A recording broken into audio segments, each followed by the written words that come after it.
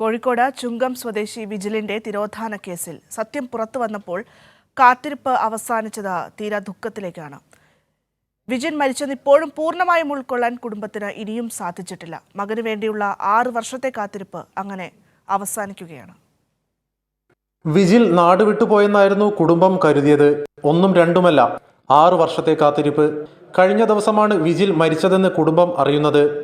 വിജിലിന്റെ മരണത്തിന് കാരണക്കാരായവർ കുട്ടിക്കാലം മുതൽ ഒപ്പമുള്ള സുഹൃത്തുക്കളാണെന്നതും കുടുംബത്തിന്റെ ആഘാതം ഇരട്ടിയാക്കി. കാണാതായ സമയം വിജിലിന്റെ പിതാവ് പലവട്ടം സുഹൃത്തുക്കളോട് വിജിലിനെ പറ്റി അന്വേഷിച്ചിരുന്നു. എന്നാൽ ഇതായിരുന്നു മറുപടി. കൂട്ടുകാരങ്ങനെ ചെയ്യുമെന്ന് നമുക്ക് തോന്നുന്നു. അപ്പോൾ അങ്ങനെ വെച്ചാൽ ഞാൻ ശേഷം പോലീസുകാരോട് പറയില്ലേ എനിക്ക് ഒരു സംശയം ഉണ്ടെന്ന്. എന്നാലും ഒരു സുഹൃത്തുക്കളെ ചോദിച്ചപ്പോൾ ഓൻ്റെ ഏട്ടൻ വിളിച്ച് പറഞ്ഞു കൊടുക്കുക, ഓരോരുത്തരുടെ പേര് പറഞ്ഞവരൊക്കെ ഒരു പോലീസുകാർ മാറി ഇങ്ങനെ ചോദിച്ചിട്ടുണ്ട്.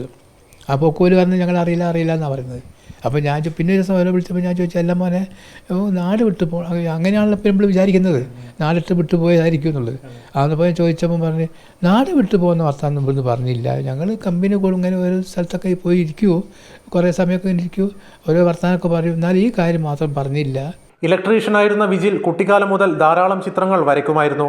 അതിലുപരി അമ്മയ്ക്കും അച്ഛനും നല്ലൊരു മകനുമായിരുന്നു. ആരോഗ്യ കാര്യങ്ങളിൽ പ്രത്യേക ശ്രദ്ധ വിജിൽ പുലർത്തിയിരുന്നു. എന്നും മുടങ്ങാതെ വ്യായാമം ചെയ്തിരുന്നു. പുതുതായി പണി കഴിപ്പിച്ച വീടിന്റെ ഇലക്ട്രിക്കൽ ജോലികളെല്ലാം പൂർത്തീകരിച്ചത് വിജിലിന്റെ മേൽനോട്ടത്തിലായിരുന്നു. ഇനി മുമ്പോട്ടുള്ള ജീവിതത്തിന് വിജിലിന്റെ ഓർമ്മകൾ മാത്രമാണ് ഇവരുടെ കൈമുതൽ. കൈരളി ന്യൂസ്, കോഴിക്കോട്.